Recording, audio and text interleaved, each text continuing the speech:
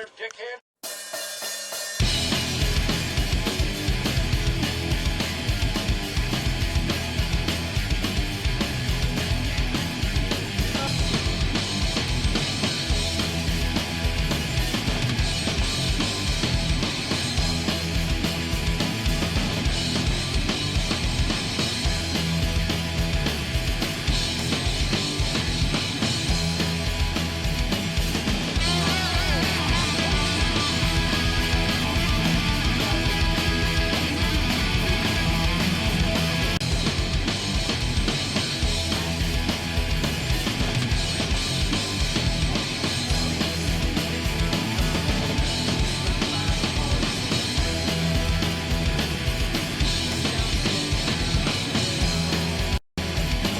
Hello and welcome to our Blood and Guts, zombies eating Mrs. Guts, Selena De La Renta's guts getting sacrificed by Aztecs and former members of Lucha Underground version of the Grumpy Old Man Wrestling Podcast here on RGC Multimedia. Rick Crabb here with the Putz, the Loose Cannon, Chris Billito, back after a month hiatus. Thank you for your patience, folks. Like I said, sometimes real life interferes with these things. We had to get the studio settled, and I had to find my doggone recorder. Goddamn right. Yeah, and we did try to record with a video recorder, but they had us at these weird angles. They were not flattering. Facebook, MySpace, Instagram, whatever, gram angles. So the book of the face, they say at the Renaissance Festival. Yeah, I mean, Chris and I both have faces for podcasts. Let's leave it at that, folks. How'd you wrote ugly for radio? Yeah. We'll pay our respects to New Jack and his family, of course, and his friends and fans. You and I, Chris, had a chance to see New Jack several times live. We're that old. Yes. What's your favorite memory of New Jack? I have two. One, anybody who knew New Jack would come there with a different white woman every time. He came out with a chick one time, and he told the crowd this, and I shit you not, I'll be right back, y'all, we're going to get more drugs. Wow. And the other time, and I think you were there, the football game. Football game? Remember those old magnetic football games? Oh, yeah. Mm-hmm. Were you there with me? Yes, I was. In fact, funny story about that. That night was night of a Ravens preseason game. In fact, it was the first organized football game of any kind for the Baltimore Ravens because that was right after they moved from Cleveland. It was 96? Yes. Okay. And I remember wearing a Baltimore Ravens t-shirt there, and that was probably the only time I would ever go to Philadelphia and not catch any grief for doing that. Oh, I got a story for that later. But, yeah, I remember that fondly. There's... The pop of the game over the Samoans' head was loud as fuck. Oh, yeah. Didn't he hit him with flour or sugar afterwards? Something like that. Well, I have two memories of him.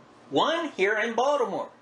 When he came to MCW the first time, and we figured there is no way in hell the scared, heart attack Lou Levy would ever allow New Jack or the Gangsters into Maryland. And when his music came out, this poor jobber that they had there, and it was a mixed reaction. It was you, me, Dutch, and I think Jeff, and whatever ECW fans that were there. We were cheering and going crazy. Do the X thing. Meanwhile, a lot of people who never saw New Jack before, they just thought he was being an old school heel, and they were booing him and flipping him off and stuff.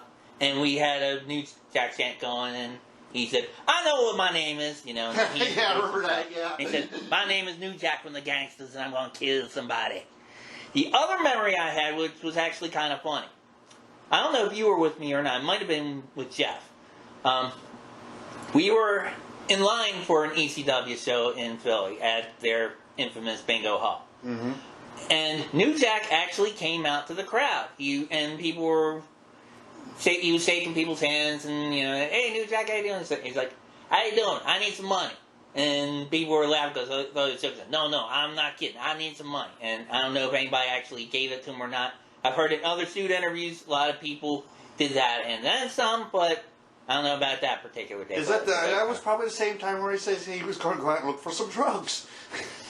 Well, I mean, The other memory I have, and you saw it, was the Terry Funk dinner before the first pay-per-view. He was the funniest thing on there when you talk about Terry Funk burning him. Yeah, he said, the next thing I know, I smell chicken. You burnt me, Terry. And I watched this. He was hilarious. I mean, he was just hilarious. Funny as shit. Yeah. Seemed like a good-natured dude.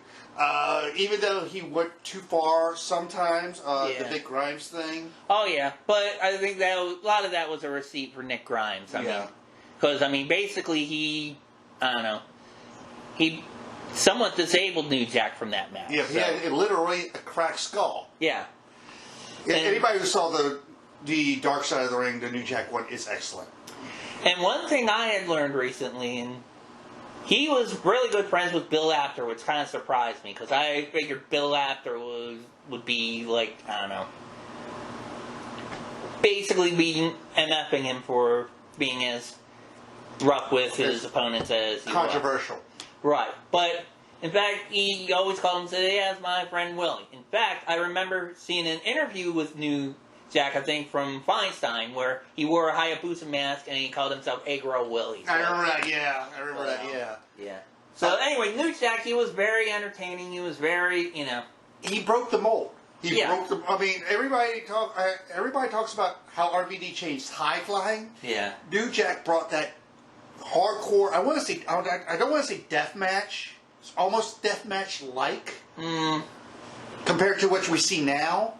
With him, though, it was... Yeah, there's some stuff that could be in death matches. He brought authenticity, though, because people believed him. He's crazy. He was crazy. Everybody he looked like... he and Mustafa claimed to be from South Central LA, and he looked like somebody that would pull you out of a truck and beat the crap out of you during a Rodney King ride. Remember the famous story about before he became a wrestler? He was a bounty hunter. There was a story of him. He was from Atlanta. Guy owed him money. He beat the shit out of the guy, stuffed him in the guy's trunk of his own car, and drove him around Atlanta all night. Yeah. Not guilty. I can't remember that. Not guilty. Yeah, and that's a famous urban legend of New Jack. And you saw the Paul Heyman tribute. Oh, yeah, I did see it. Well, before I get to that, I remember hearing that bounty hunter story, and I always thought, damn, what an awesome match would be between him and Dr. D, David Schultz. Oh, my God. Battle of the bounty hunters. That would be like Boba Fett versus the Mandalorian, but I don't know. You know who else was a bounty hunter at one time was Bam Bam Bigelow. Could you imagine that as a three-way? Three-way. Well, yes. Has New Jack ever fought Bam Bam while they were over there? I don't know. I honestly don't know. Maybe in tag team bout or something? No, Bam Bam was busy putting people through the ring and tossing Spike Dudley around. Yeah. But you saw the Paul Heyman tribute like I did. Yes. What'd you think? Well done. I thought he almost broke down. You could tell he was holding back. And one thing he had said, and Cornette kind of said the same thing too, he didn't want to give a eulogy. He just wanted to basically give a tribute. He did the X. Yeah. Apparently there was an RVD thing at the old arena in Philly last weekend, I think, with Meanie, Fonzie, Sandman, and RVD, and they did a moment of silence for him. Right. Out of all three major promotions, and I'm talking about WWE, AEW, and even Impact, you know who did the little video tribute thing? Impact. I saw they showed that at the beginning, yeah. I did see and that. I thought it was fantastic. I liked it. Wasn't he there for a little while? He did one of those Hardcore Justice pay-per-views, the ECW reunion thing they had. Yeah, because I don't think he had, I had heard he had a tryout in a dark match for WWE, but I don't think he I can see Vince looking at him going, oh, no fucking way. Well, as much as we bust on Vince, I can't blame him because he has a reputation of being rough with... Stiff. Being very stiff. But, no, there's stiff, and then there's what he was. He was just like... He was insane. You couldn't trust him, I took my niece to her only CCW show, and New Jack was on there, and he brought out Wolverine claws. Oh, shit. Yeah, and I thought he was going to carve some... I forgot who he took on that night, but it was one of the CCW hardcores. I thought he was going to carve the guy up. And that was... What was that? Was that during the pseudo-invasion angle where it was Todd Gordon leading? No, this is after they left the building and they're at the Flyers practice facility in Jersey. Gotcha. This is when DJ took over. All right. Speaking of CCW... And we both saw the Dark Side. Yeah. What'd you think of the Nick Gage Dark Side? I thought it was done well. I don't know. It's like I wasn't aware of what happened with Justice Payne. That's really sad. I kind of forgot about it. I didn't realize the facts behind it until he said something on there. The Mox interview was great. Right, and I don't know. I mean, Mox likes those kind of matches. So I mean, it's like he got the pizza cutter. I was there. I was there watching this, and he did. It looks like he did try to cut his tongue off. Yeah. Well, and supposedly he did the same thing with Arquette. Yeah. So. Well, he talked about that. Both him and Arquette talked about that. But I also watched the Chris Van Vliet interview he did, and he talks about it. And Arquette would shoot on him. Arquette did want to shoot on him. Yeah. Well. He said, if you remember, he said the night before, I mean, he took him... to a nice steakhouse. Right. And he's like, look, I'm an actor, don't cut my face. And a lot of wrestlers have done that with angles. Roddy Piper said, when him and Greg Valentine did the dog collar thing, he said, no eyes, no teeth, but other than that, That's why he's got to bust an eardrum the rest of his life. Exactly. Yeah. But, wrestlers will do that. Usually they'll work that shit out. Yeah. But, like I said, this leads to what I saw online last weekend with Moxley invading GCW. He went through the 50 or 60 people that were there. This was in Tampa, Florida. He went through the crowd. They did not say he was AEW. They just said it was Moxley. I think and they both brawled throughout the building. They are having a show in Vegas, which I think they're setting up Moxley versus Nick Gage in Vegas. Okay. I know Moxley's parole is over, so he can go wherever he wants to and chooses. Moxley or Gage? Gage's parole is over, yeah. When's Mae Young expecting? Yeah, Mae Young. I mean, Renee Young, I'm sorry. Any day now if you go by her Instagram or her Twitter. Okay. I was going to say, I don't know. I'm wondering if he's going to have some match and, she's having their child. What'd she say on Twitter about the Moxley Omega match? She says, if I go into labor, I'm blaming both of you.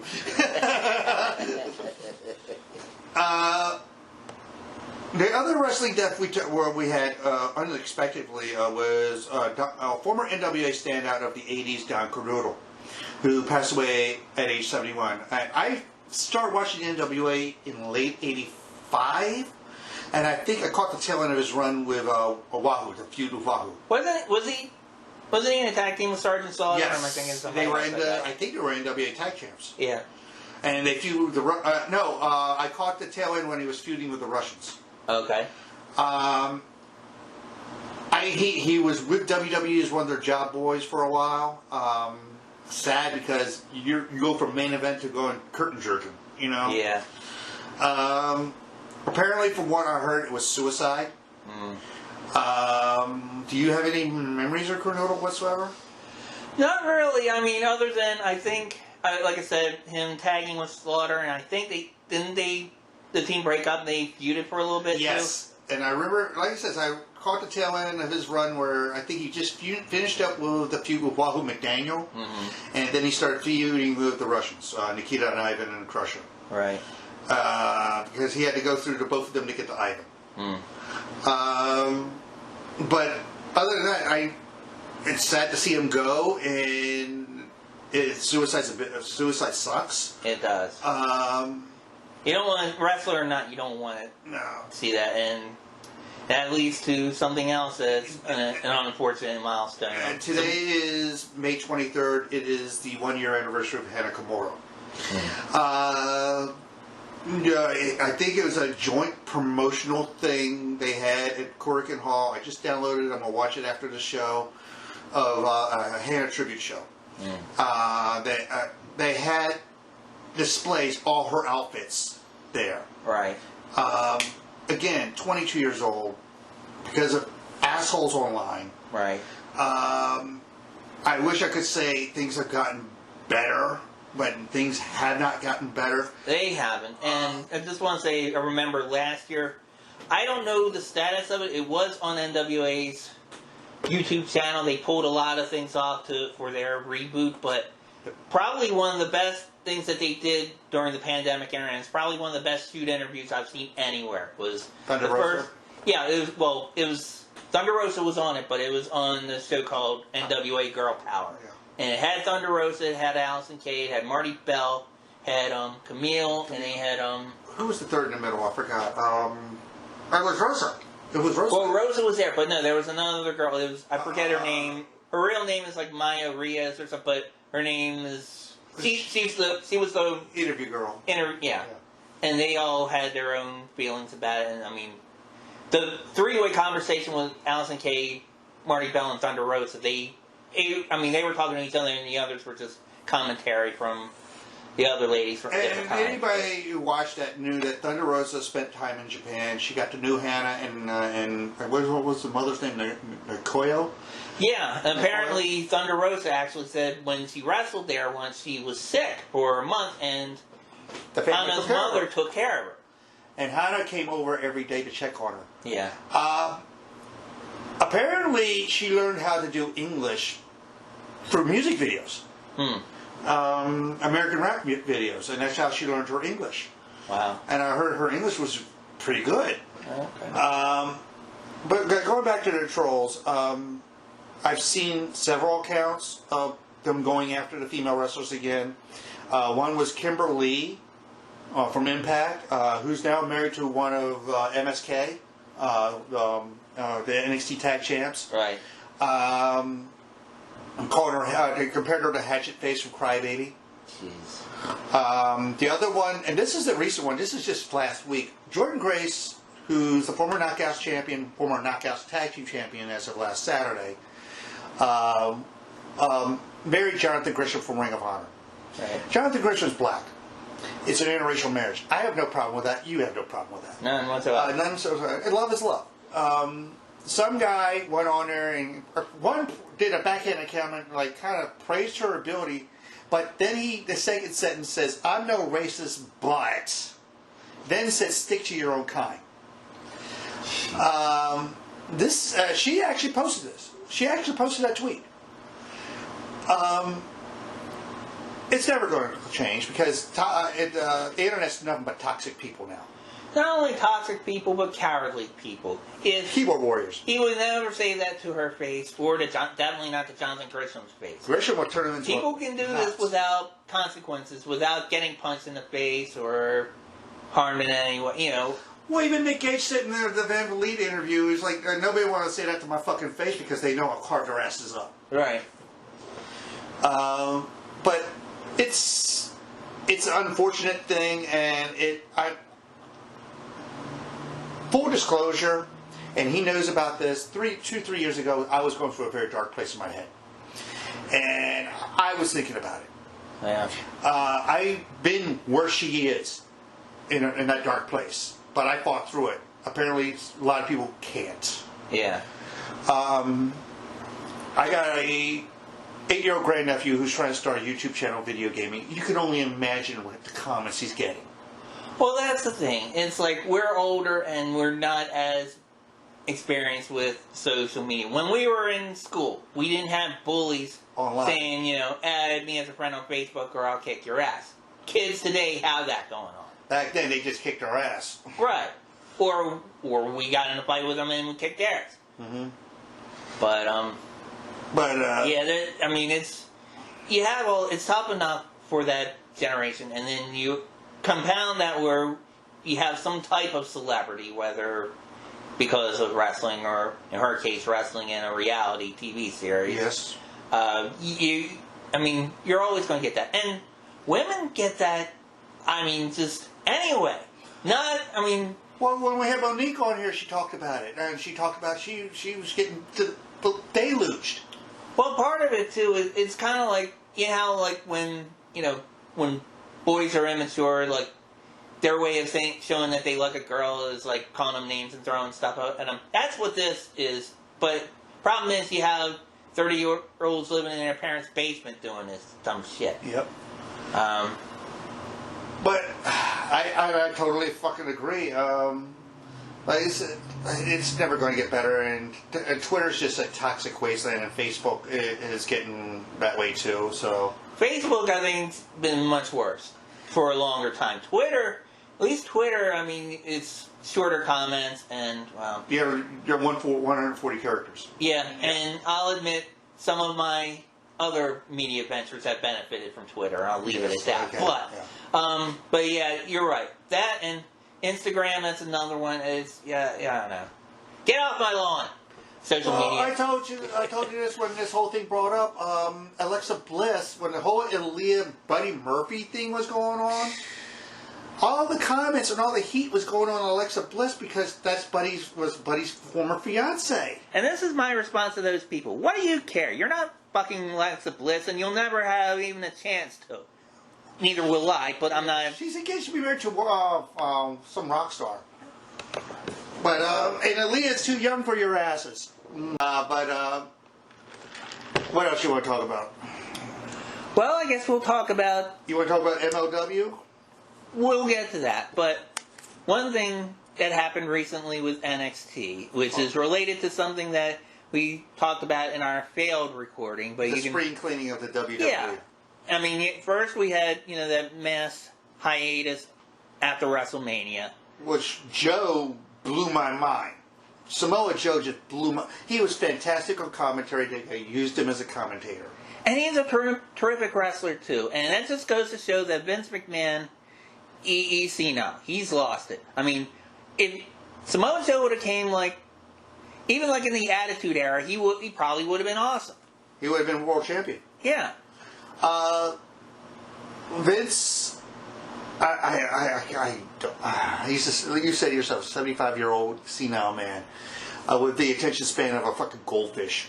The other one that got me was it Chelsea Green they got rid of? Yeah. Which they weren't using anyway. Bo Dallas they weren't using. He was on the side of a fucking milk carton. And who was the most notable? Mickey James, who they used for the takeover pre-show to call matches. Yeah, and of course, the way that they sent her belongings. So that was another sort of Mickey James, who was outspoken for ageism in the business before they let her go. I kind of don't see that because with Tamina Snuka is 44, Shayna Baszler's 40. I don't know how old Nia Jax is. She's in her late 30s, I think, and they're keeping them around. Yeah, I'm surprised you said that about Tamina. I didn't think she was that old. But then again, Vince has that weird loyalty to that island family. The whole Snuka and North family. And I don't know, you might even feel guilty with Snuka too, yeah.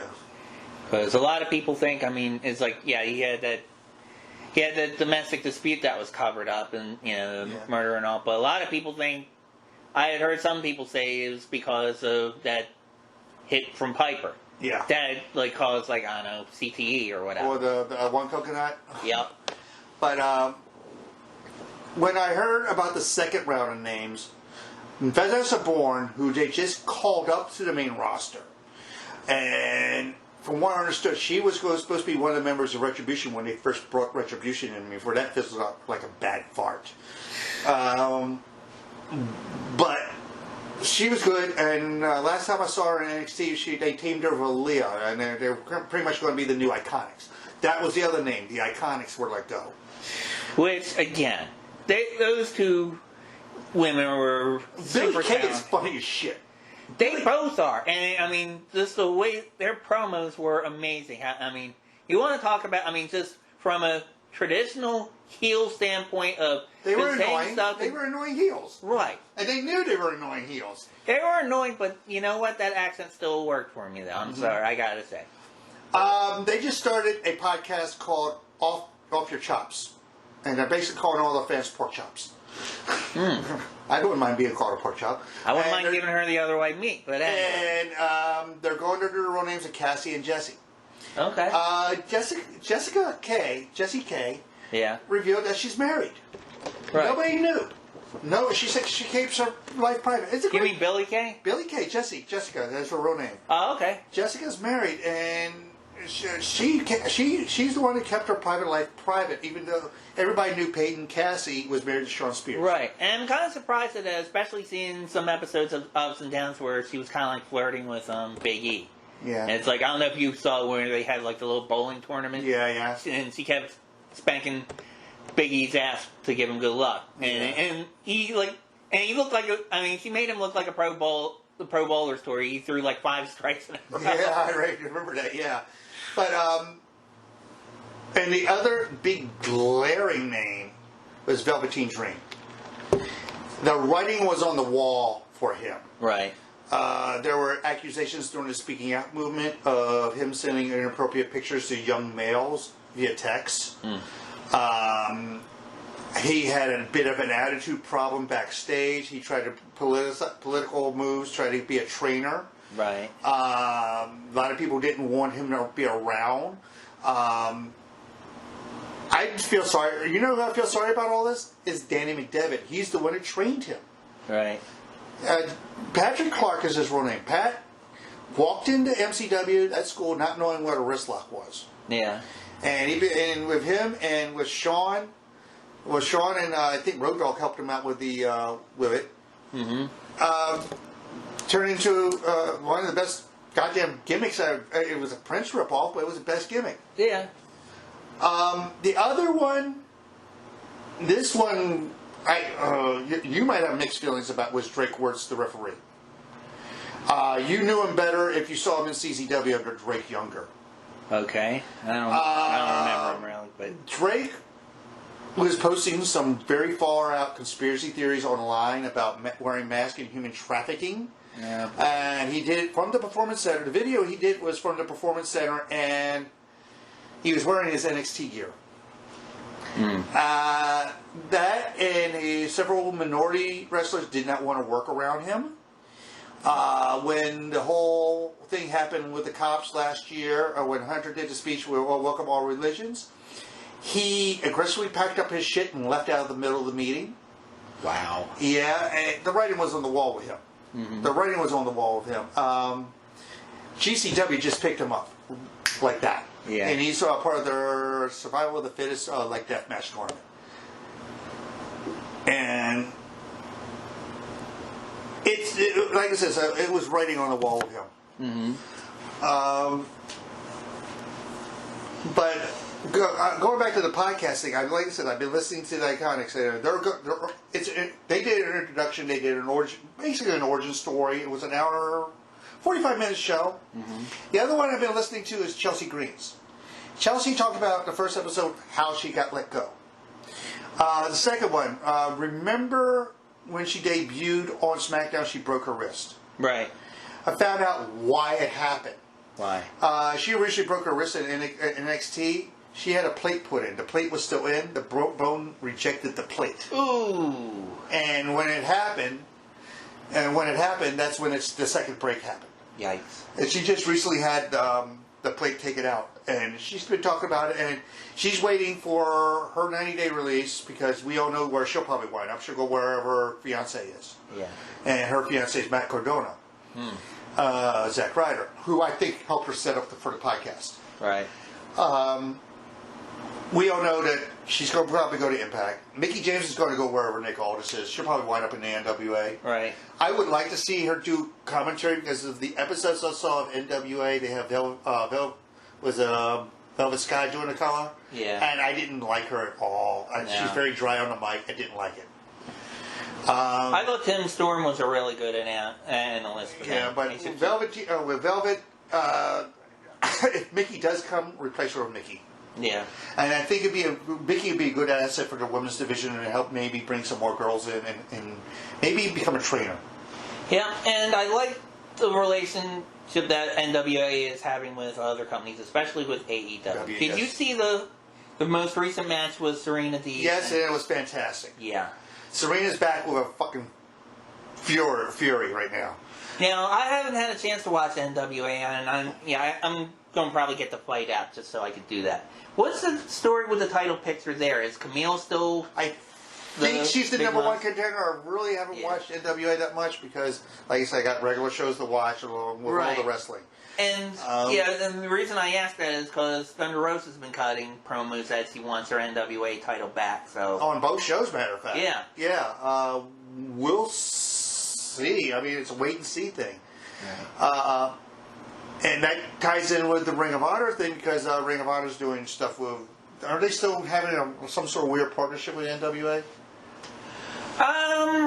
They might be there. I think they're talking to a few people.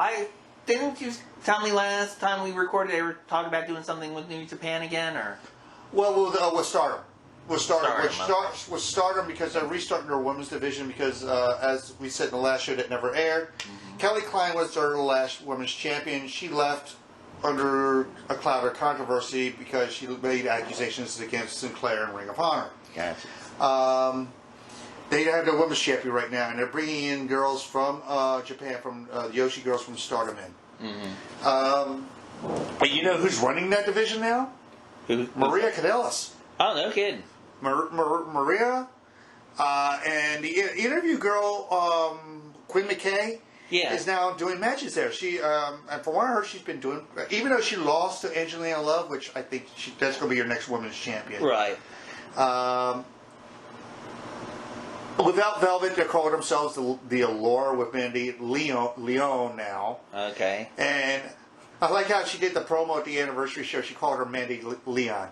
And this was from Angelina. I thought Mandy was going to smack the shit out of her. Yeah. Mandy Leon, favorite fruit is a pineapple. Yeah. But I can't wait to see what pans out with the open door. There's many forbidden doors are being open right now because Vince is being Vince and just closing all the doors around him. Right. Because I see AEW working with New Japan because the Yuji Nagata match. And Kojima coming from New Japan. He's going to have his first match on Impact this Thursday night. El Fantasma coming over from New Japan.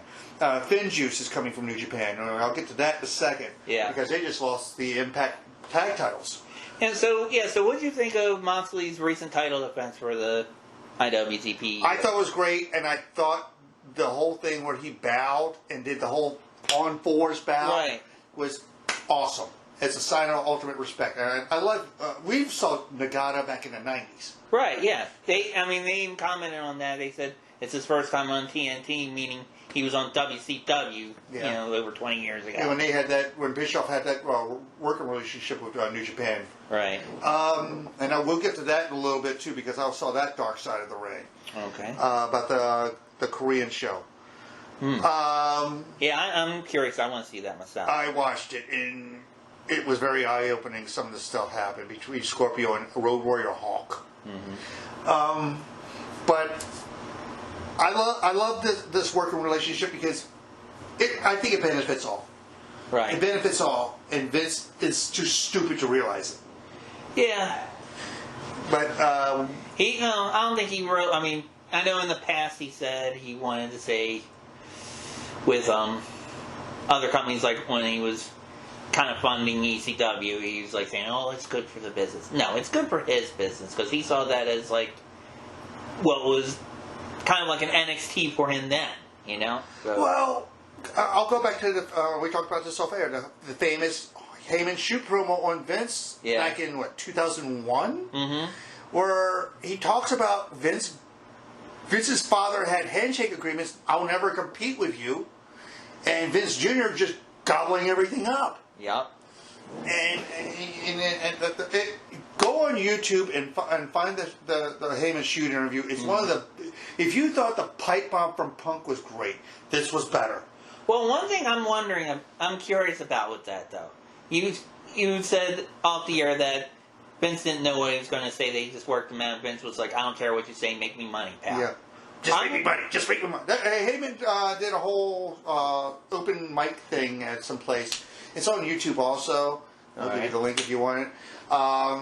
He talks about that night of the promo. He wrote everything out. He worked everything out himself. And he wanted to go by Vince. And Vince was like, no, make me money. I don't care what you say. Okay, so he worked it out with Vince. What about with Taz? I don't know. Because, Taz came in and choked him out. Right. So, I mean... That was probably worked out between the two, but... That was probably the ending of it, but what was said between the opening and the ending was all shoot. Mm-hmm. And the thing, like I said, I'll send you the link. He says the whole centerpiece is about the alliance. Right. And how Vince is destroying the business and became wrestling versus sports entertainment. That was the centerpiece. Well, I mean, it set things up with what could have been a good storyline, but the problem was, it was like they didn't want to spend, they didn't want to spend to keep, some of the bigger WCW stars. They didn't want to take on Ric Flair's or Hogan's or Hall and Nash's contracts then. Yeah. Instead, they got Buff Bagwell and... CW. They got CW Anderson from ECW. Yeah. Hurricane and what was his partner's name who was Piper's stooge for a little bit? I forget his name. Oh fuck! I forgot his name too. Yeah. Oh shit. Yeah. Sean O'Hare or something. Yeah, Sean O'Hare. But you know that by now. Right. Yeah. I mean, it's like they got those guys. They got WCW's undercard or mid card from Chuck from Chuck and Billy. Yeah, I mean Chuck Palumbo. I mean, the only big name that they got at in that was DDP. Well, no, I was going to say Booker T. Yeah. And DDP came later on though. Yeah. Even then, that was like short lived. Yeah. That was just making him like. Him and Canyon were WWE Tag Champs at one time, I think. Yeah. And it was weird because there were some people in the Alliance that fans still liked. I mean, Canyon. Who better than Canyon? And RVD. Going to the front end, I watched the Icons of RVD. The Icons thing was great. Again, WWE documentary series are second to none. Yeah. Did you hear what he handed Vince at the Hall of Fame? What? Rolling papers. Right in front of Hunter. Oh boy. Vince kind of laughed it off. Right. What surprised who they talked to was Dory Funk Jr. and Tommy Dreamer. Because Tommy works for Impact. He's one of the bookers for Impact. But he was in the office for WWE, so that would make sense. Well, I would say they didn't put anything up for Tommy Dreamer on Impact, streaming, yada yada, like they did with talk about when AJ and Kurt Angle and or Jericho's interview with Steve Austin. Yeah. They let him talk about AEW, which surprised me. Yeah, but I will agree with RVD. The high flying shit we see now, we wouldn't have seen without him. Him or Mysterio. Him or Sabu. They talked to Sabu too. They talked about the highs and the very lows. The highs. That's appropriate, yeah. And the lows. They talk about the drug arrest. Yeah. They talk about where his wife left him. His most prized possession was his dog at the time. His dog passed away. He started drinking heavily. Oh, shit. You ever talk about Pick a Hand? Who? Remember RVD, he actually said on Kayfabe, he was talking about he had the game called Pick a Hand when he was pissed off at somebody. No. I didn't see this. Oh, no. He talked to basically during his shoot interview, he said he had a thing. He did it with Taz, and he almost did it with Vince. Basically, he would come up, if he was pissed off at you, he would say, all right, pick a hand. Basically, pick which hand you want me to punch it with. Yeah. And he did that to Taz. And he almost did it. He almost did it with Vince McMahon because Vince was like pressuring him to go visit when they were doing those tours to Afghanistan and stuff to visit the troops, and RVD wanted to spend time with his family, and he didn't want to go. And it got to the point where he was constantly getting pressure. So it's a really unique opportunity, and he was getting so mad that he was like, I was ready to go to his office and say pick a hand, and then said Paul Heyman talked him out of it. But one of the people they also talked was Katie Forbes, who's now his fiance. Mm-hmm. They met at a wrestling convention, and if you watched the RVD stuff when he was in Impact, mm-hmm. the only thing I hated about the whole Katie Holmes gimmick was she came out like a stripper, firing a money gun, shaking her ass. Right. Her and RVD making out everywhere. That's not the RVD we know. No. Because you don't see RVD making out with chicks everywhere, You just see RVD being RVD. Right. And he was a total heel. But the RVD, like I said, if you can find it, watch it. It's a really good documentary. I haven't watched the Icons with Beth Phoenix yet. I'm waiting for that. Mm-hmm. And I'm waiting for the Luger. I'm really waiting for the Luger one. Because they're going to do one on Luger and Davey Boy Smith. And it's tonight, being the May 23rd. Is this the Ultimate Warrior one? Oh yeah, this is the biography. I have not watched any of the biographies yet. Yeah. Because I heard the Shawn Michaels one was really good. Right. Tonight's the Ultimate Warrior. Dark Side of the Ring is going to do an Ultimate Warrior one. Honestly, I don't think I've ever seen a bad one from Dark Side of the Ring. Speaking of which, I watched the Collision in Korea episode Friday night. Ah, okay. I wanted to see that one. How was it? Very eye-opening, because this was not the current leader. This is the leader's father that was running things at the time, and I didn't realize how bad it was there. Oh, yeah. Still is. Scott Norton was on the phone with his wife when he said it was the shithole country he's in. He got cut off, and security dragged him away. Whoa. And says, don't talk bad about North Korea. They had guns in his face. Holy shit. Yes.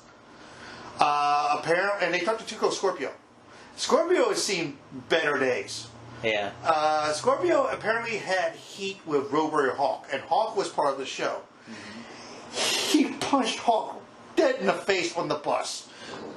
And do you remember what celebrity was on that show? I know Inoki was there. Inoki was there. A lot of newsmakers. Muhammad Ali? Yes, it was. And Muhammad Ali was the Goodwill ambassador there. You know he was doing magic tricks in the airport? He was doing magic tricks in front of the boys in the airport, making the scarves disappear, and coins disappear, and all that. Like up close magic. Bischoff went for a run. And people clear out because their government says, we're the devil. Mm-hmm. We are the devil. We're the great evil. Right. And they, when they got there, they took their passports. Again, this is a foreign land. It's an unknown land. Right. Because it's very secretive. We don't know what goes on in that country. Mm-hmm.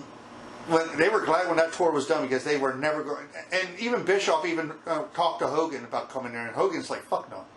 Right. Fuck. That's one of the few times I'll respect Hulk Hogan about that, because I think he knew what he would get into if he would go over there. Because remember, he's Mr. Americana. Not only that, but I mean, he traveled around the world long before he went to that company, so he knows. Yeah, and like I said, and they talked to Inoki too. Like I said, it's a good one. I forgot which one. They're only doing like so many episodes. They cut the season in half, and later in the year they're going to play the rest of the episodes. Right. I'm waiting for the XPW one. That's going to be in the second half. Yeah. And FMW. I want to see if they talk to Anita. Speaking of, going back to the Nick Gage interview on Chris Van Vliet, he said he watched the Moxley Omega death match. Okay. He had his own criticisms about it. Yeah. Boy, did he have his own criticisms about it. It's like, you ended it with sparklers. Exactly, yeah. Again, coming up to this pay-per-view, the theatrical match that's coming up with the Stadium Stampede, I think they're getting a little full of themselves with these specialty matches now, the gimmick matches. They're with this, the blood and guts, and whatever gimmick match they got, it's proving that they're not good at doing these. Do you agree? not good at ending them. I mean, the barbed wire thing, yeah, they had the exploding part. I mean, we actually made fun of it with, Yeah. we're playing the Sound Batman effects. sometimes can't get rid of a bomb and all that. But Yeah. the War Games was fine until... The ending. Yeah, and even in the ending, all they had to do was throw him off the cage off camera. Yeah. And then go backstage and then see, like, just have, like, a bunch of rubble and not cardboard made to look like corrugated steel, okay? Well, Cornette probably shitted all over it, didn't he? Oh, he did anyway. I mean, he did for a lot of reasons, but I mean, it's just... Yeah, I mean, he shit on a lot of things. He shit on the Moxley, U.S. title match. So, I mean... Which I thought was fantastic. I thought it was a good match, but I don't know, Remember, it's not 1985. They're not doing headlocks for 20 minutes. Well, basically, he said the New Japan guy basically looked like he was 52 years old, and he said you could tell Moxley was basically Well, he is around our handling... age. Yeah, well, he said basically Moxley was handling him like a Fabergé egg, his words were. Jesus Christ. But, Get off the work path! well, Do you want to talk about zombies? yeah, no more of them. I don't care what movie is sponsoring it. I don't care if it's... He got a 7-figure check for that sponsorship. He didn't care. He got money. Yeah. Make me money. Right, exactly. It's just like, we were talking before about with North Korea. I mean, you have a lot of those same problems with Saudi Arabia. I mean, it's just... $500 million for 10 years of shows. Yeah. And $1 billion for to be on the Peacock Network just to clear out all the dangerous content, quote unquote, air quotes. Yeah. Yeah. I'll still say what you said about Cornette said. Keep your videotapes, keep your DVDs, because that's the only way you're going to be able to watch them. Pretty much. But who else? I watched the pay-per-view last week. Besides the zombies, everything was good. The Roman Reigns match was fantastic. He is the best thing going in that company right now. And Chris, we've said this many episodes, many times. Why is SmackDown so much better than Raw when it's supposedly the same creative team? I don't know. Who's on SmackDown that's not on Raw? I think you answered your own question. Well, the Usos, Reigns, and Happy Heyman. There's your answer right there. I think Heyman's fingerprints are all over the Uso Roman Reigns story. Mm-hmm. I love it where he's like a Samoan Don Corleone just sitting in a chair. Right. And Heyman's, I wouldn't say Heyman's the Vito. Because his cousin's more like Vito. Yeah. Heyman's just there to be there. Right. And it's kind of funny that a man from the tribe trying to be part of a tribe. Yeah. But I watched the pay-per-view. I even liked both three-way matches. There were no Alexa Bliss bullshit. The Raw Women's Championship match was really good. Yeah, because, you had three workhorses there. That's why. Yeah. Again, I agree with Wrestle Talk, and you probably agree with World Culture. They don't know what to do with Rhea Ripley. They just put the belt on her and don't know what the fuck to do with her. Yeah, I totally agree with that. Absolutely. And I said this back when she was in NXT. She's the future of the business right now. Right. I think she's the future. She's fucking great if they let her loose. Did you read Bray Wyatt's tweet about the zombies? No. You know what he said? Miss me? Bray? Yes, we do. Yes, we do. Because we haven't seen him since the day after Mania. And I'll be honest, when you first brought Alexa Bliss into the fold, I was kind of like, yeah, thank you, okay. Now it's kind of like, Alexa, go away. Alright, go back to being the snotty cheerleader bitch, okay? Somebody did to me on Facebook at the beginning and say, yeah, we like Alexa's gimmick. 3 weeks later, we hate Alexa's gimmick because we're getting oversaturated. Well, not only that, but I mean, we liked it because it was dark and it was Just kind of made her like basically like a psycho character, and I mean that part was kind of cool. But now it seems like now they're just using her little playground as just a talk show. I mean, she had Tamina and 2 weeks ago, what I saw about the whole when Shayna Baszler collapsed under her own weight, I think they're doing the voodoo thing with her. Yeah, they were doing it, but then they just stopped with that again. Well, she showed up. The laughter Monday Night with the Doll with Lily. And we're going to get a rematch tomorrow night between Shayna versus Tamina and Natty again. So you can almost guarantee Alexa's going to be part of it. Right. We just don't know in what capacity, though. We don't know if she'll be on. Now, when they go back to live crowds, which they announced. Okay, I'm glad you mentioned that because I did want to get into that. When they July 19th, it's going to be the SmackDown before Money in the Bank. When they go back to live crowds, how are they going to do the edits with the playground being on the stage? They can't. They can just pre-record that whole thing. And put it in front of the live crowd? Yeah, they've done that before with a lot of the Bray Wyatt versus Randy Orton stuff. Yeah, that's true. Well, that was in Thunderdome era. And no, I'm talking about long before that when Bray Wyatt was... Oh, yeah, when he was part of the Wyatt family, yeah. It's... zombies, hocus pocus shit. I told you this, and I'm telling you this again. I'm drawn to dark characters, but this is beyond me. It's because they're oversaturating it. And I think what it is, the hokiness. Well, not just the hokiness, but it's more so of Bray Wyatt when he created that. Vince can't take anything that somebody else creates besides him, so he has to put his Vince McMahon seasoning into it, and it winds up tasting like, I don't know. Went from chicken sandwiches out to chicken shit. Yeah. And the whole thing with the doll. It's like, you know what it reminded me of? Is the fucking ventriloquist doll with Paul Ellering. Right. And it's just... But it's like the whole Firefly Funhouse thing is... And I remember the very last Firefly Funhouse he did. Was the day after Mania? Yeah, he's like saying, I'm moving on from her, and then he kept saying, yes, indeed. He started sounding like Brother Love. I'm thinking, oh no, please don't turn him into another, into a preacher gimmick. That would, Like I said, that's what when he said that on Twitter after the whole zombie thing, miss me? Yeah.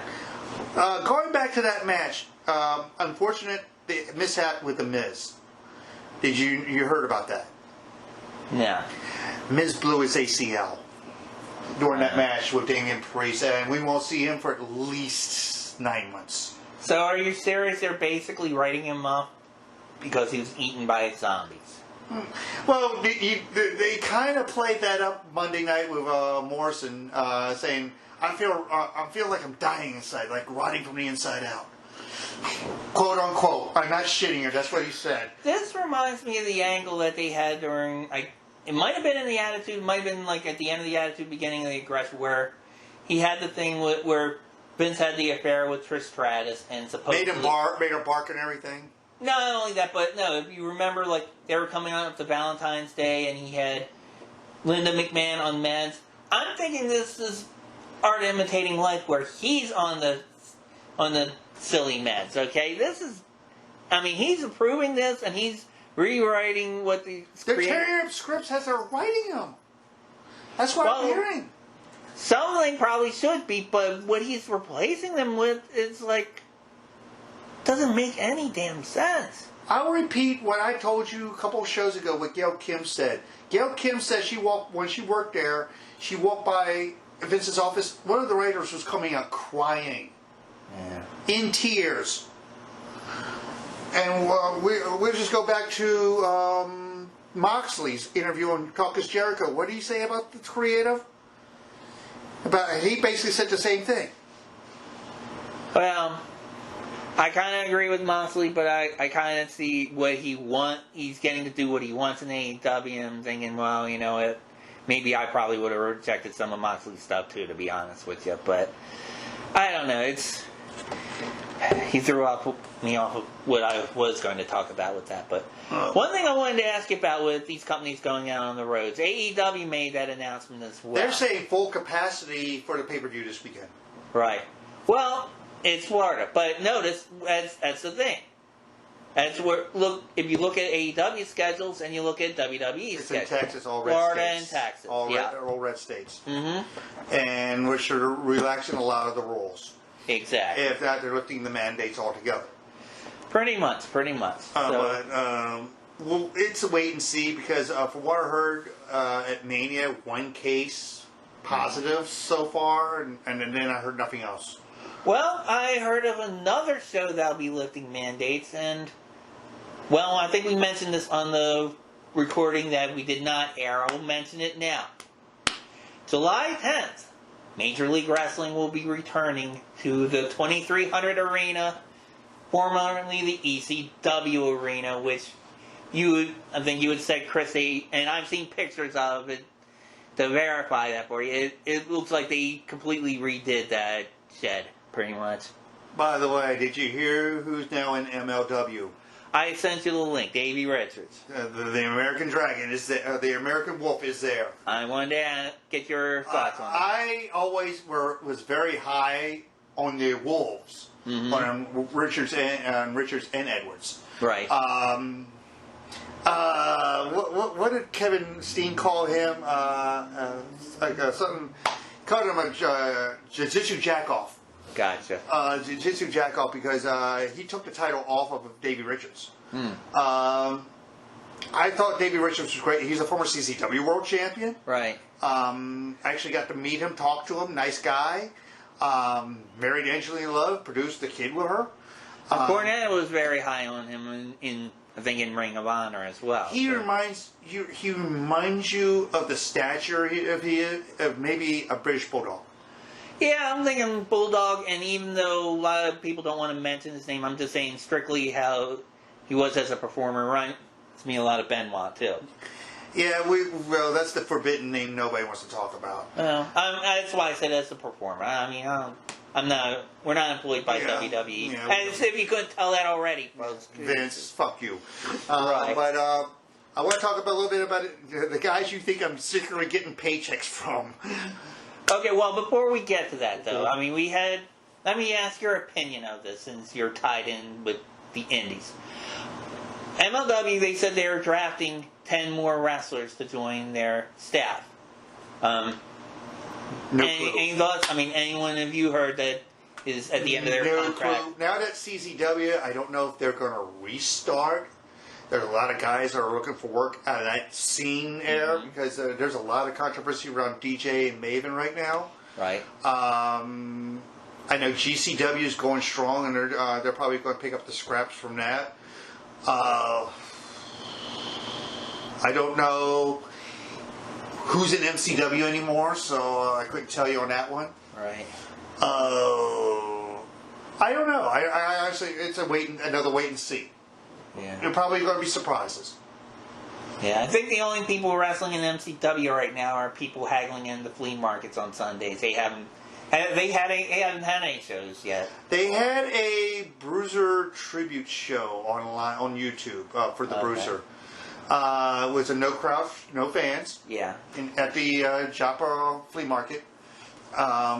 Once crowds are allowed back in, I might actually go to one of those shows just to get out of the house, just go to a wrestling show again. Right. Because I'm not going to go downtown for a major wrestling card. Unless it's maybe AEW, because Vince, you don't deserve my money. I agree. You don't deserve my money at all. And in Ring of Honor, I would probably go to another one in UMBC. I like that arena. Yeah, what do they call it? The Bubble? Yeah. The Bubble. We have Thunderdome Dome, the Bubble, and I don't know what they're calling the Nashville facility for Impact. Yeah. Do you want to talk about Impact? Well, you said you want to talk about Impact. Yes. I know you do with both your hands. I can tell that right now. Put that away. Right, go ahead. But I watched from the Rebellion pay-per-view, which Jordan Grace had a mystery partner. We didn't know who the mystery partner against Fire or Flavor was. It is Rachel Ellering. They just hired Rachel Ellering back, And here's another name you haven't heard in 10 years. Taylor Wilde.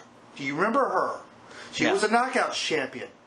She was a Knockouts tag team champion original with Sarita. Okay. She's there now again, and they're bringing new girls back. They're trying to build something. And from what I heard, Don Callis is no longer one of the EVPs of that company. He's going to basically be a manager role for Kenny Omega there now. Okay. Now, is it because his AEW is... His contract was up for that portion. Okay. And Callis' on-screen role is damn perfect. Right. When the Jericho interview with Austin came out, and he mentioned Callis a lot in this, I said this on the show down over there, I'm beginning to think the hype that he is the invisible hand. That he is pulling these strings, you know? Because he was the one who engineered and booked the Jericho Omega match in New Japan. He's the one who helped bring Jericho into Japan. And I think with Callis and Namor restarting that company from the ashes of what Dixie turned it into, right? It has gotten better. It's gotten way better than the Dixie era. And I wish you'd give it even though I hate the swingers casino bullshit, the rest of it's alright. The rest of it's pretty good. Now, what do you think about the title picture there? You think they're going to eventually give that to the Moose or what? Moose's contract is up in June. This is going to probably be his last match. So the answer is no. No. But I watched Impact, and Moose and Omega had great promo work against each other, and Callis. Moose looks like a man who can rip your head off. I saw some of the clips with Moose. I mean, he sounds legit. He sounds like somebody who, I mean, if you're booking him as a monster, he's believable. Omega, I don't get him. He is... Internet marks like him. Internet marks like him. They like him because they're Japanophiles. And that's his thing. I am, but I was like, no. I am to an extent too, but not what he does. To me, I mean, supposedly, as part of his character, he's supposed to be exaggerating all that. But that's a problem. He reminds me of 80s Hulk Hogan. I didn't say you the picture. He's backstage at the either the streaming special last Saturday or on Impact. He had all three belts and it came up to almost to his chin on. And I was like, because they combined the TNA and the Impact title now. Right. We have new World Tag Team Champions. Finn Juice was supposed to be Ace Austin. They won a clusterfuck. Violent by Design. Because that's Rhino, in their equivalent to Money in the Bank. The Call Your Shot trophy. What do you think of Rhino being a champion again? How old is he? How old is he? He's up there in age. He's when did he come into ECW? What, 99? Yeah. Well, he was their very last champion in 2000. Yeah, he was. Yeah, he beat Sandman. Was it Sandman? No, he didn't beat Sandman. He beat who did he beat? No, it was Sandman. It was Sandman. Yeah. He did the whole thing of, I don't know, he basically threatened to do something to Tyler or something like that if you don't defend the belt or something. He says, I have a TV title. We don't have a fucking TV deal. Right. But I mean, Rhino let himself go for a while. He was getting fat and he was like, I don't know, dude. I mean... I met Rhino. I met Terry at a Jersey Oil Pro show working backstage. The man's a little bit a germaphobe when it comes to handshakes. He wants you to do the fist bump. Right. Okay. Seems like a nice guy. I know he ran for mayor for his hometown in Michigan. I know he probably didn't win. Well, then again, when do you ever see a long-haired politician win anything? But I guess that's why Kane went bald. But yeah, but again, it was another good show outside the Swingers Palace thing, which I don't get the whole swinger thing at all. Is it loyalty to the old ECW name? I have no idea. Because that could be Callis bringing him in before Callis left the executive branch. I don't know. I mean, Again, I want to be able to watch them on a real network. I can only get highlights because trying to find them is like trying to tune into like a faraway old radio UHF station. I mean, it's like... Well, if you could get Twitch on, they're on Twitch. They're on Twitch. They're on like Twitch. how I used to be able to watch Korean baseball. Yeah, okay. Yeah, just go on Twitch and look for Impact Wrestling. They simulcast it during the regular broadcast on Thursday nights. So you'll be able to watch it on there. And I mean, I don't know. Even MLW has a more legitimate TV deal. they have Vice. They're on Vice now. Right. Even though they're showing like old reruns from what they did 20 years ago, like what they're showing on YouTube, but... You know. Well, they did that. Access did that with New Japan. They were like a year or two behind on their actual shows. Well, of course, the show we're going to on the 10th is taping for future episodes, so that's what they're going to be doing. Yeah. Well, they're probably doing that on Vice just to introduce everybody who was there. Yeah. Going back to Impact, we all know Moose is probably not going to win, but it looks like they're planting the seeds of Kenny Omega at Slammiversary versus Sami Callihan. I did see that, yes. Okay, yeah. Would you want to see that? I could care less, but I mean, Sami Callihan, that company, I mean, he's the champion before. But here's the thing with Callihan. I don't blame him for doing this because it's what booking wanted him to do. He was being a company guy.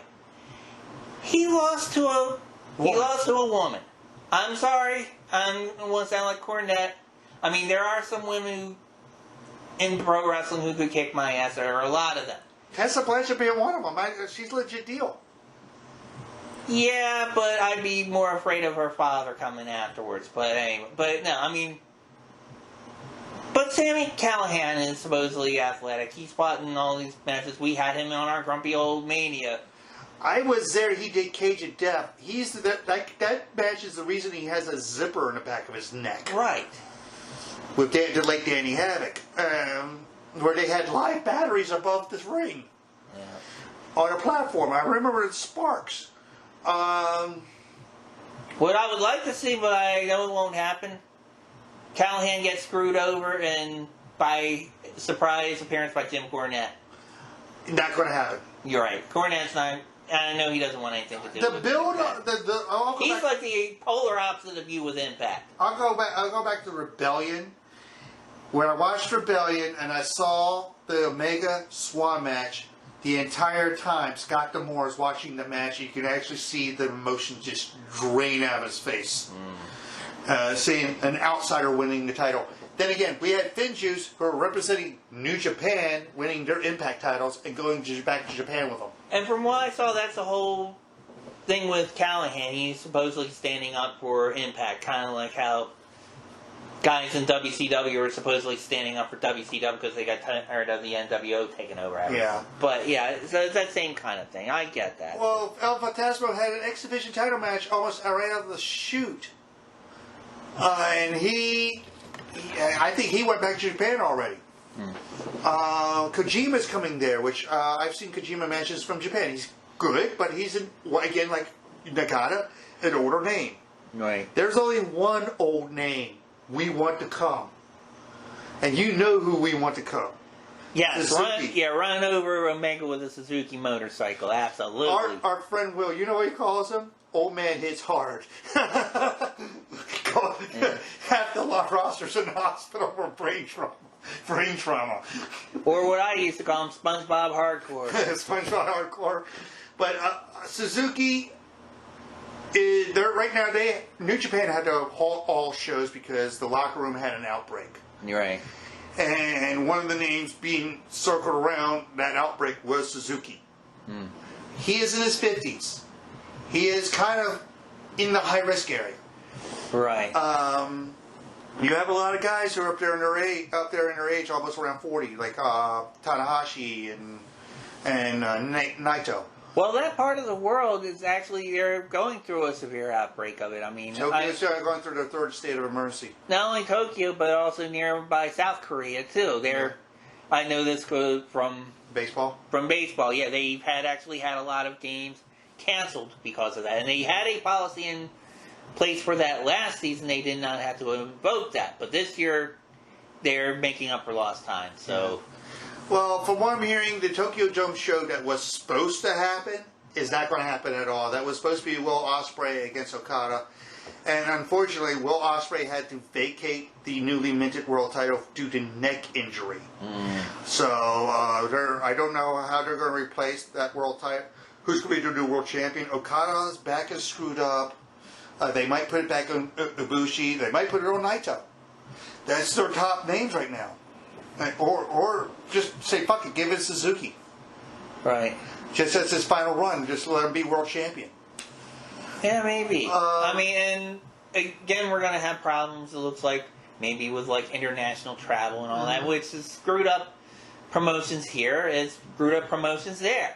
You can't have the talent exchange. You can't have British or Japanese wrestlers coming here. You can't have any Americans going to those cons. Well, the thing is, you still got to be the 2 weeks of quarantine to make sure you don't have the symptoms, yada, yada, yada. Oh, yeah. That's why the Gorillas have been able to do the shows there. I know they live in California, so they probably were there 2 weeks beforehand, just before they could do the tour. And I know FinJuice did, with FinJuice, they were there at the Impact tapings, and they tape in bulk for like 2 days. Right. And so they'll have enough time to go do the 2 weeks of quarantining and start doing the New Japan shows. They did show up with New Japan with the tag titles around their waist when they were champions. And I would love to see them defend them in Japan before they lost them. Right. But, like I said, I can't wait for the Slammiversary, because that's when they announced the date. It is going to be after the 90-day no-compete clause, like last year. So who would you like to see show up there? So where? In Impact, because last year we had Eric Young, Brian Myers, Matt Cardona, and a couple others who just showed up. Heath Slater. Well, I got one name, and he has a history with Impact. He's our world champion. Go. When they bring back crowds, I honestly think the crowds are going to be there for this company now because of the rebuilding they've been doing. I'll give D'Amore and Callis credit. They're doing one hell of a job. They're doing one hell of a job. And I think we haven't seen any paid ads since they moved to Thursday night from AEW, quote unquote paid ads. So Tony Khan hasn't shown up, or Tony Schiavone. Yeah. But at Rebellion, at the pay-per-view, Khan, Schiavone, and Jerry Lynn were sitting at ringside. But it's going to be an interesting week this week. We got Impact. We got Raw. I could give two shits about it. I'm probably going to be at our friend John's house watching it tomorrow night and not even paying attention to it. Except for certain things, because I want to see who's going to face Bobby Lashley next. Because he did have a good match with Kofi Monday night. That was a good match. Right. There is some glaring bright spots on Raw, and Kofi and Bobby Lashley was great. Well, much like we talked about with SmackDown, you had we were talking about. There's one thing that was driving that show. It was the whole Reigns storyline. Yeah. And now they give him to push the Cesaro, which the match, like I said, the match was great. Yeah. And then again, it depends on who your dance partner is. Right. And it looks like they're going to further this, maybe turn it into a three-way at Money in the Bank. And with Raw, it's Lashley and for a while it's been McIntyre, but you know. Well, McIntyre interfered in that match, so we don't know. Right. So that might be Hell in a Cell. I know they're going to probably have a female match. Did you watch the third Friday night with the Parade of Champions? And what Heyman said? Yeah. The Heyman says they're all title holders. We have a real champion. Right. I was like, that's kind of cool. I mean, that was kind of cool what he said. And what did you think of Apollo Cruz's new Nigerian gimmick with the fake accent? The fake accent's ridiculous. I mean, he's from Stone Mountain, Georgia. Right.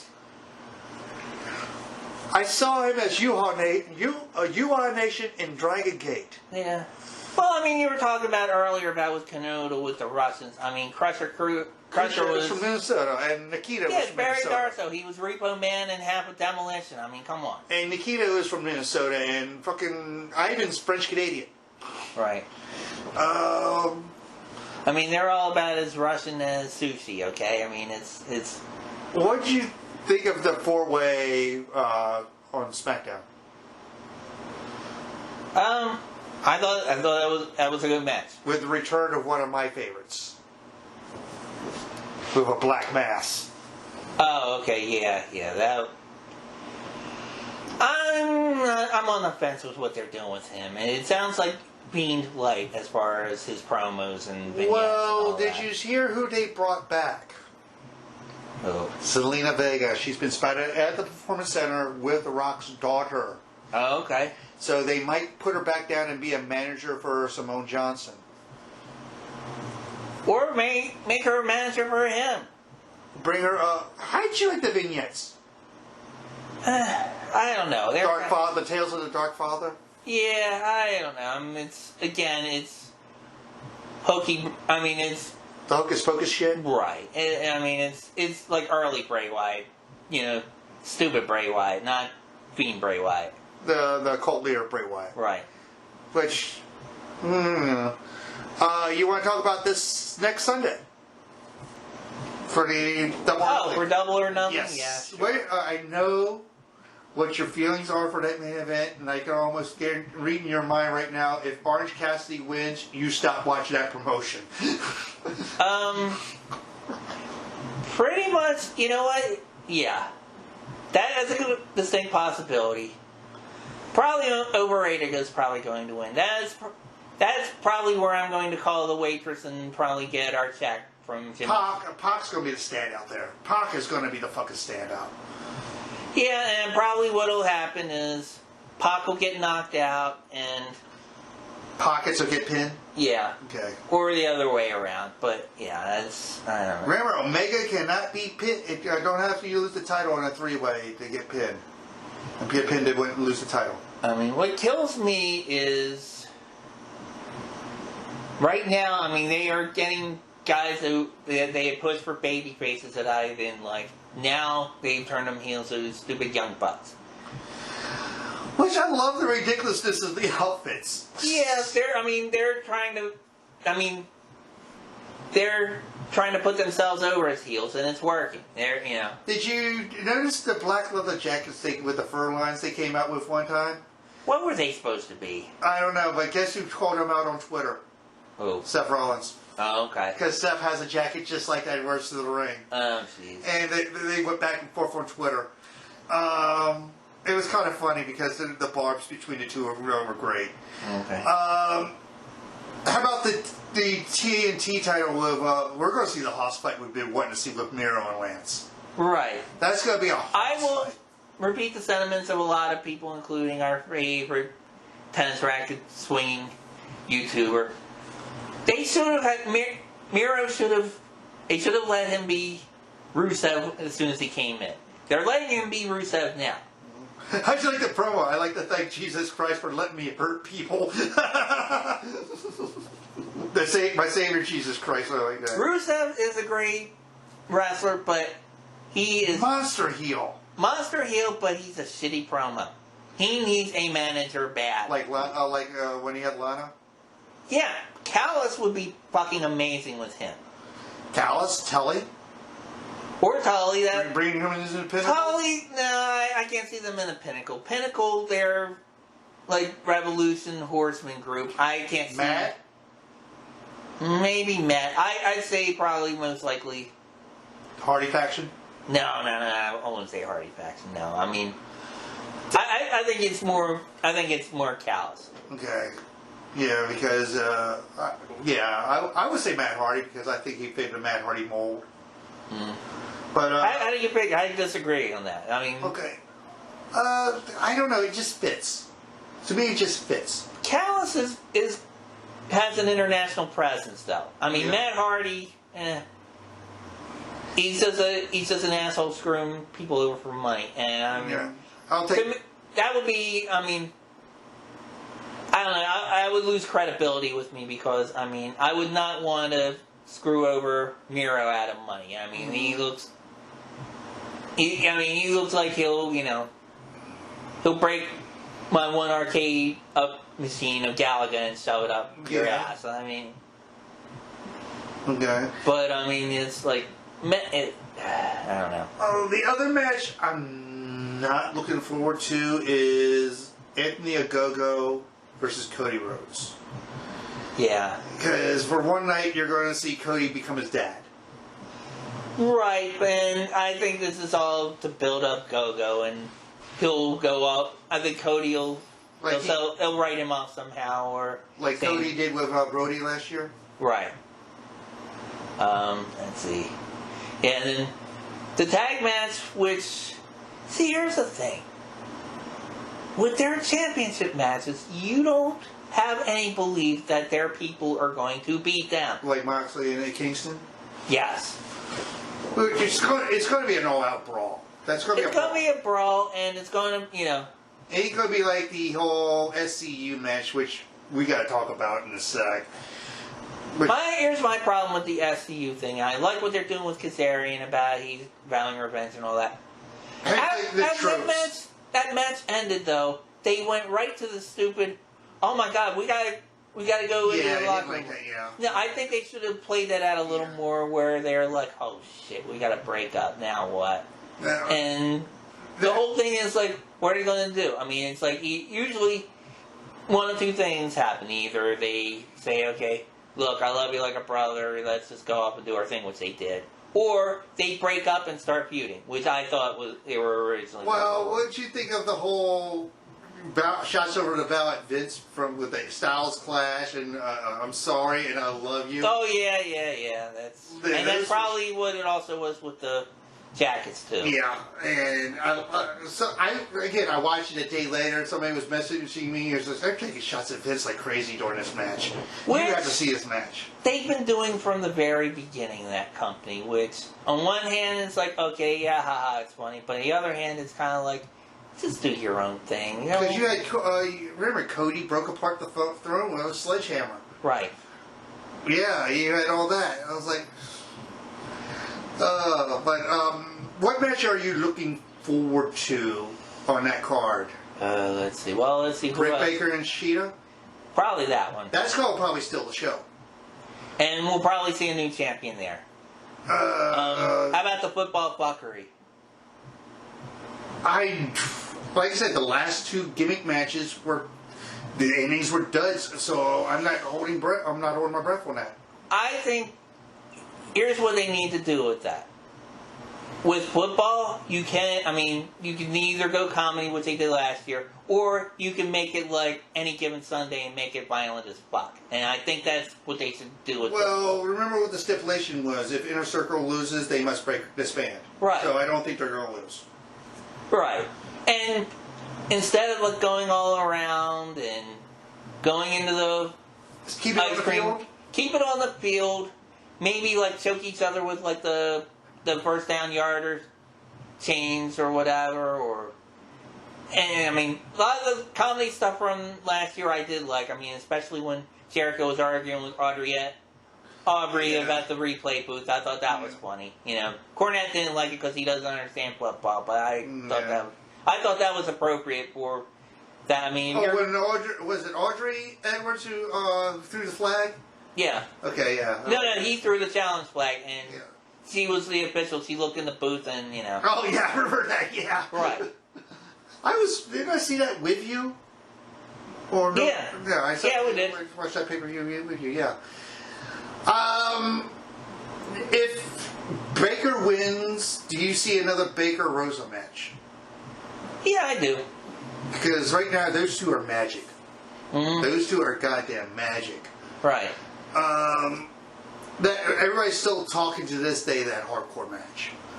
Right. And that put both of them on the map. And that would be a perfect promo where, Baker keeps saying, since it wasn't sanctioned, that match doesn't count. And then, Rosa will be like, oh yeah, it does. And I'm going to make it count, bitch, because I'm going to make it count 1, 2, 3. Well, remember the whole Moxley Omega match that was here? That was unsanctioned. And they weren't ranked. And you even talk about Moxley not getting ranked on it. And going back to what you were saying as far as the gimmick matches, back then that was phony. It was like, they were... The Matt Hardy changing identity? No. I'm talking about the hardcore match here. The hardcore but I mean, it wasn't match real. here, yeah. Some part of it wasn't real barbed wire, and it's just But the blood was real, and that's what blew my mind with having it here in Maryland. Yeah. Like that. And how much did they get fined? Like $50,000? I forget. Yeah, they got fined $50,000 because Chris Cruz narked on them. Right. What other matches are on there? Well, let's see what Mr. Internet says. Yeah, see what Mr. Internet says. But let's see now. I get the women's match, the tag title, TNT title, Cody. Well, you mentioned Miro versus What do you think they're going to do with the TNT title once they go to TBS? That's a good question. They could probably still call it that. They are owned by the company. I don't give it. I don't care. Or they could just call it the Ted Turner Cup or something. Who knows? It could be a Turner title. That's all it is. Just a Turner title. Get Tony Khan 3 hours on TNT. Yeah. But what was it? They're going to get another hour special every Friday night called Rampage. Yeah, hopefully they'll bring the three monsters from the video game. That was kind of cool. Maybe even get The Rock to fight him like he did in the movie. Okay. Oh, that's one thing I wanted to ask you. It's not related to AEW, but it's related to TNT and TBS. What do you think of John Cena returning to McMahon Land? He's leaving hints on Twitter with the logo, either Twitter or Instagram. Do you see him back maybe SummerSlam? I could. I think they're probably waiting until, it's probably how Vince is thinking. It's like, well, goddamn, pal, we'll wait till we get some crowds, then we'll really pack him in and we bring him back. Mm-hmm. Because he is the face that packs the place. He's very polarizing, too. It's like, you either have young fans that like him, or you have their parents that hate him but buy his merch. So yeah, you have people like us who just basically trashed in his very name. Right. Like we used to back in the day. Boy, were we mouthy back then. Okay, alright, now getting back to Double or Nothing, here are the matches listed. We have the main event. Kenny Omega, the champion, with Don Callis versus Pac and Pockets. Alright. We all know Pac's going to win. Right. Hikaru Shida versus Dr. Britt Baker, DMD with Rebel. Oh my god. I just like to see three of them wrestle. Rebel. So, be interesting to see that because you're saying Baker. I'm on the fence saying Baker. Okay. But that's one thing about AEW. They're unpredictable and not always going to go away. But alright, then we have Cody Rhodes against Anthony Ogogo with... I don't care. Yeah. I just don't care. I think they're just trying to build up that, the QT Marshall faction. So yeah. Okay, so that's what we'll get our appetizers or our desserts from at Jimmy Seafood. But anyway. Alright.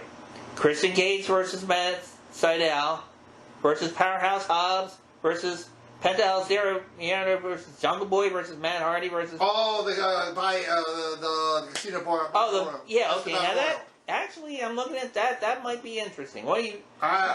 The winner gets a title shot. Right. I'm hoping it's Penta. Okay, let me read the whole list here.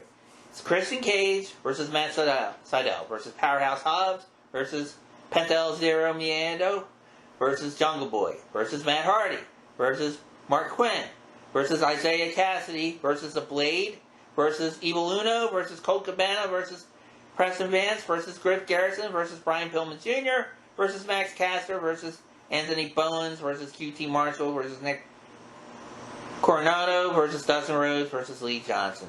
Who do you think out of any of those? My heart says Penta. My heart says Penta. Yeah, mine does too. I have a feeling this is to build up Christian. I think Christian's going to win the damn thing. So that's going to be Christian eventually to Omega. The Battle of Canada. Okay. Now this, I forgot about this match. This might be actually interesting. Old Sandman Adam Page versus Brian Cage. Page versus Cage. Yeah. Hey, just think of this last Wednesday night. We had Gage. Yup.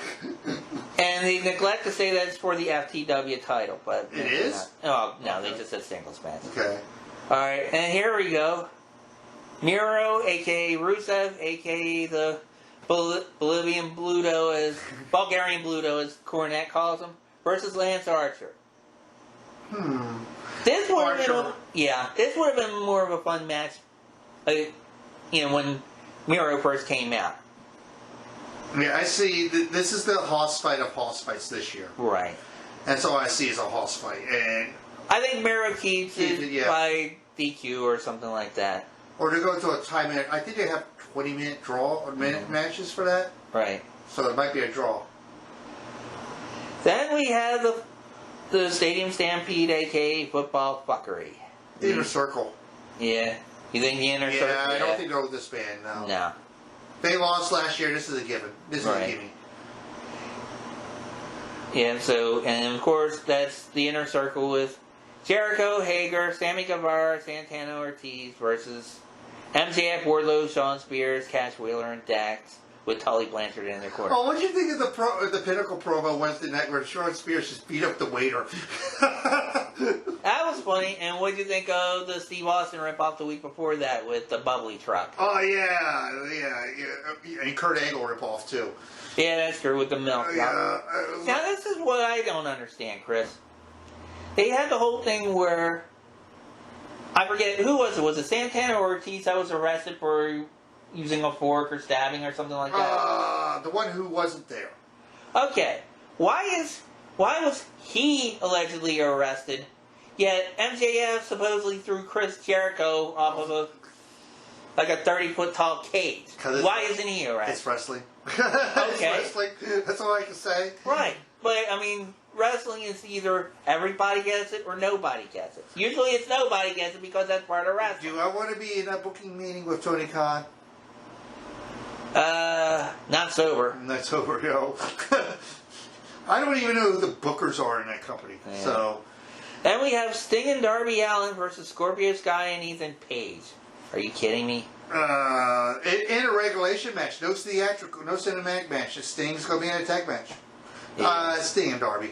You think so? Yeah, I think so. Yeah. Just to give Sting the rub. Yeah. Because he's the legend in that company right now. I think the opposite. I think it'll be Sky and Page on that one, but that's just me. Yeah. Then we have the battle of the sneakers. We have the Young Bucks versus Moxley and Kingston. Both former CCW World Champions. Who can do death matches. Right.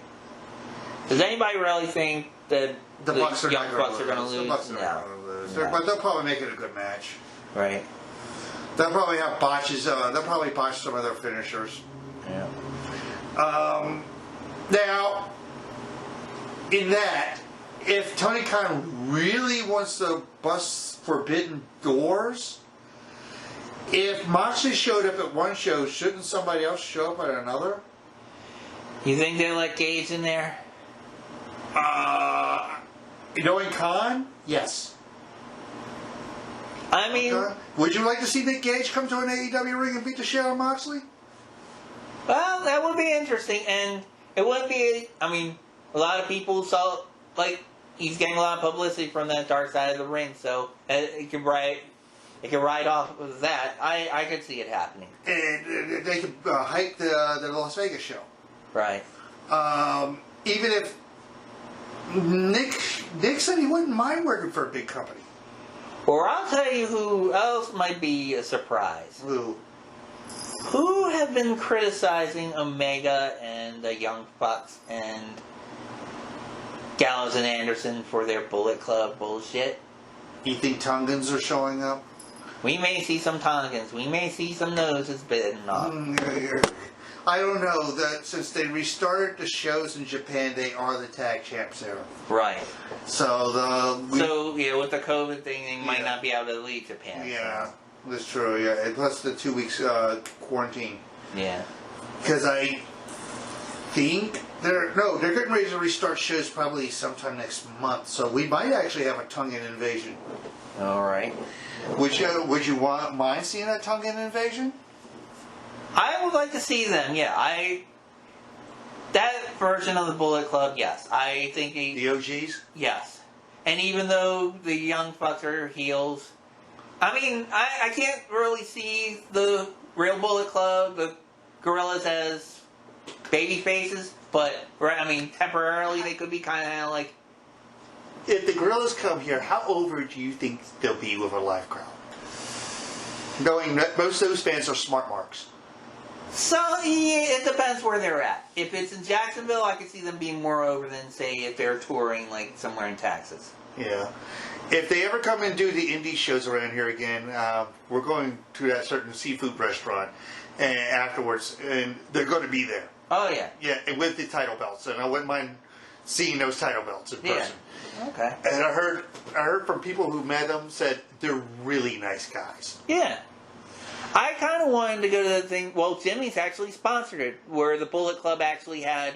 They rented out the bar in the Meadowlands down the street from. Well, two members of the OG Bullet Club who are now part of the Elite are going to be at Jimmy's doing a talking shop show. It's going to be Gallows and Anderson. Oh, are they doing a thing with Conrad? I think so. There, yeah, and I think Jarrett's coming there soon.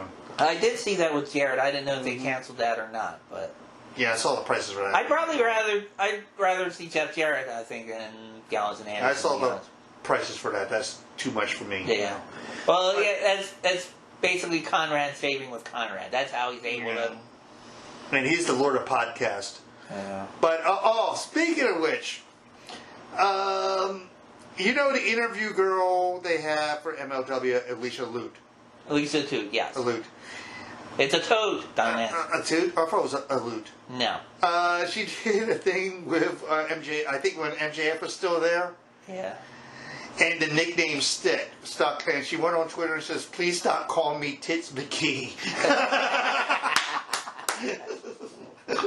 Please stop fucking calling me Tits McGee. I was like, I couldn't stop laughing when I read that. No, I'll just call her, come over here right after you leave. Yeah. That's what I do you think she'll be at that show we're going to be at? Yes, definitely. Okay, she's going to be the interview girl. She's basically the interview girl, right? Yeah. I mean, what we're going to is basically their monthly tapings. It's like what ECW used to do with their house shows and what Ring of Honor used to do. Yep. It's like once you start watching Vice on YouTube from July 10th, it'll all be episodes of Fusion, from that. Yeah. True. So. But, And where our seats are, by the way, Chris? What? They are general admission, but they are to the left of the entrance. So when people come out at the beginning, they'll be seeing our ugly.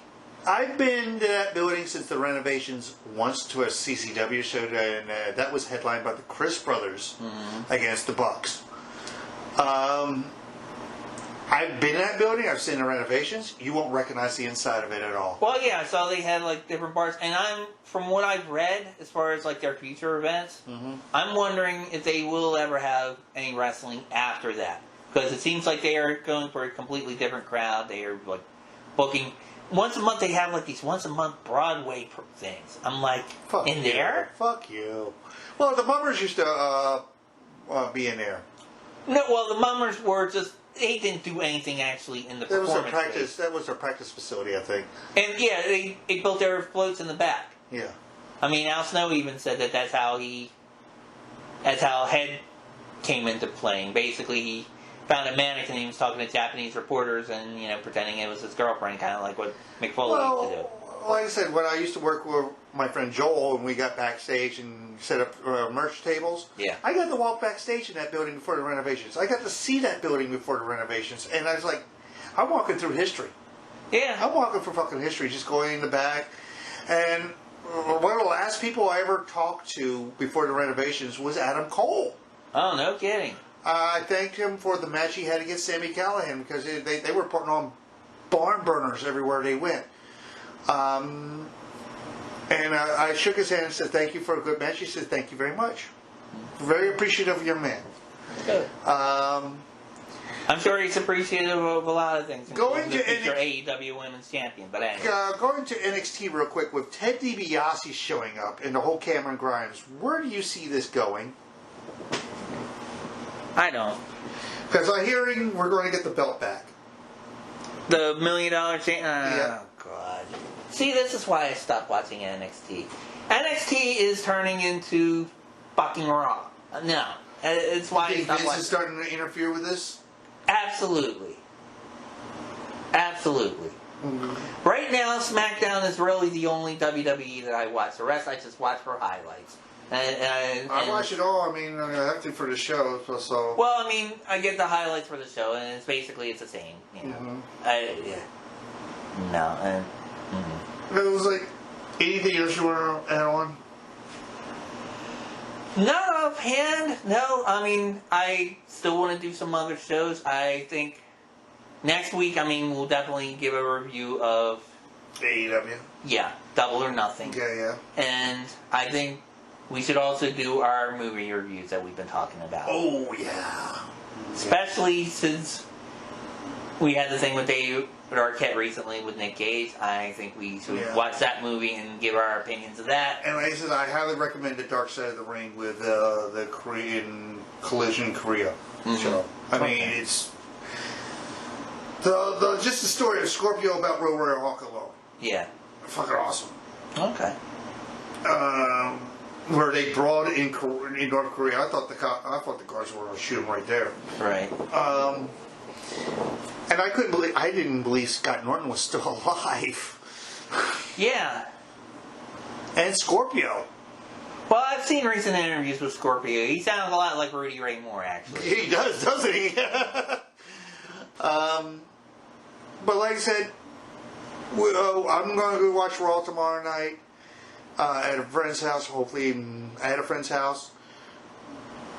Going to half watch it just to see where they're going with certain things. The rest of the thing, I'll probably just bring my PSP and just play video games. Okay. Well, and there's something else happening that night that I want to talk to you about off of the air. That's nobody else's business, but anyway. Yeah. All right. Well, let's end it with the things that nobody really gives a shit. So Christopher James Filato on Facebook and at C Filato, where I'm becoming more of a presence on Twitter. Oh, okay. That's what that is. All right. Okay, that's a presence. All right. Yeah. A stench, more like it. Yeah. Kind of like the SBD after Taco Bell. Yeah. All right. RGC Multimedia on Twitter and also this channel on YouTube. Thanks for listening, folks. We'll talk to you next time. See ya.